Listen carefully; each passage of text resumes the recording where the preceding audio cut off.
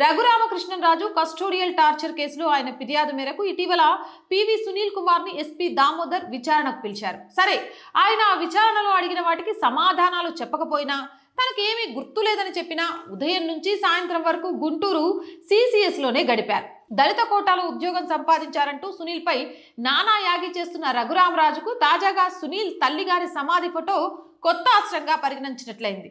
దాని ఆధారంగా PV Sunil Kumar caste certificate రద్దు చేయాలని కోరుతూ ఏలూరు జిల్లా కలెక్టర్ కు లేఖ రాసేందుకు రఘురామకృష్ణరాజు సిద్ధమవుతున్నారు. కాగా దేశంలో ఒక ఐపీఎస్ అధికారి మతం మారి ఆ సర్టిఫికేట్ తో ఉద్యోగం సంపాదించారనడానికి తొలిసారి ఆధారాలు లభించిన నేపథ్యంలో ఈ అంశాన్ని జాతీయ స్థాయిలో చర్చానీయాంశం చేయాలని రఘురామకృష్ణరాజు నిర్ణయించుకున్నట్లు తెలుస్తోంది.